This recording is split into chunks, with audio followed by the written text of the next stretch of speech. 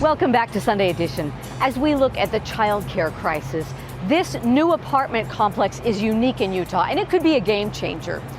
Many complexes offer amenities like pools or gyms. This is the first to have an on-site, low-cost child care center right in location.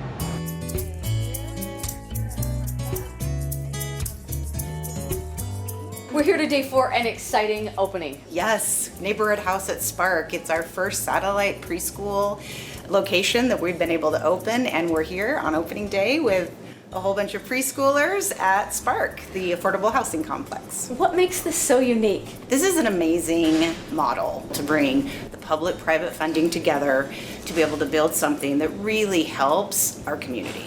When you talk about amenities to housing, people think pools, gyms. This is something that could be life-changing. Exactly, and when they thought of that way of doing an amenity, it made such sense to me because we have right now in Utah, obviously, housing is a very difficult issue. It's a crisis, right? But so is childcare. People cannot find affordable, accessible childcare that enables them to be able to go to work and be, community members that are giving back to the community. And so bringing those two things together truly is life-changing. Walk me through this area. You've got affordable housing that are new apartments. Yes. And then you just opened the child care site. Yes. On site. So we have room here for 55 kids. It's all early education right now because we're scaling up and doing this at a good pace that we can sustain. We're starting with one classroom of preschoolers. So getting them kindergarten ready, getting them ready to start school with their English language skills, with all of the things that they need to be successful in school. And then as we grow, we want to open the remaining 2 rooms, and one of those is a toddler room, so having younger kids as they're moving into the preschool years because it's such a formative time and it's such a need for parents. So for working parents, they could live in affordable housing, walk downstairs, drop off their child. I see tracks through the windows. Yes. They can go to work. Come back at the end of the day, pick up their kids, and then that whole day is complete because while their child's been here, they've gotten breakfast, lunch, and an afternoon snack. They've gotten their amazing high-quality preschool that gets them ready for kindergarten, and then that parent has been able to spend their full day without the disruptions that happen from caregiving and being able to hopefully get those promotions, work really hard, and be able to move up that economic ladder. How badly is this needed? This is so needed, I think, across the country, and I've always thought about Neighborhood House as such a good model and that more people should have access to it. Because what we do is we pair that quality early education with a daycare model, because that way we're working to do the holistic needs of a working family. They need us to be open long hours. They need us to go the full work day so that they can work. And their kids need to be in a quality program, not in something where they're not learning and maybe they're just being babysat, right? So bringing those two things together, I feel like is the answer. And if you look at the statistics right now, people are really struggling.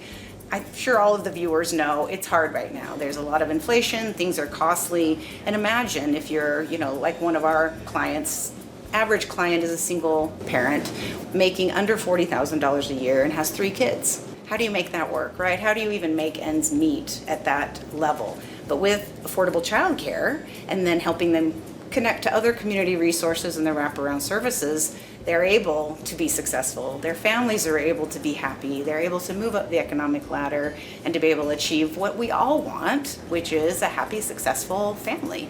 This is more common in big cities all over the country, you're saying? Yeah, so I didn't know, but heard about it that, there's a lot of this happening in New York and back east. And in fact, this developer, Brinshore, has done one other model specifically like this. So we know that it works and we're ready to test it out here in Utah. And we know that the neighborhood house model works because we've been around for 130 years.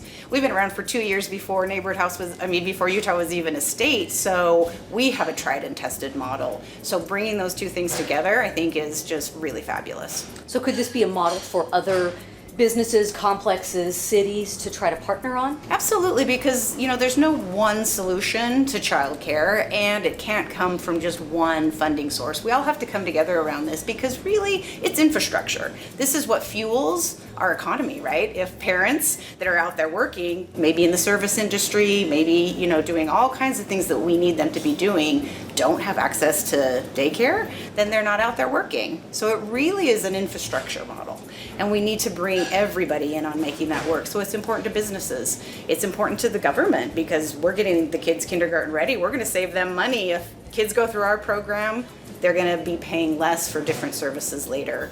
And then, of course, just for the community.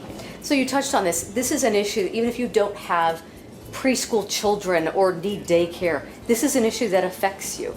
It absolutely does, because the more educated and better off your neighbors are, the better the economy is going to be all the way around. And it'll just be a better community to be living in because we're uplifting the people who need it the most. What would an average parent pay for childcare versus what they would pay here? Yeah, so this is where it gets really good because it's jaw-dropping, actually. It really is. Because right now, childcare is really expensive. It's not a model that's very sustainable as a for-profit because the ratios, you've got little kids, you've got to have enough adults to make sure that they're taken well care of, that they're safe and secure, and that they're getting taught, right? So it makes it very difficult to succeed as a for-profit model. So $900 a month is an average in Utah right now for preschool. Here, coming to Neighborhood House, they can pay as low as $125 a month. Now, it's dependent upon their income, so as that varies, it's on a sliding fee scale, but what we try to do is make sure it's always affordable. So that means no more than 12% of their income and down to as low as 7% of their income.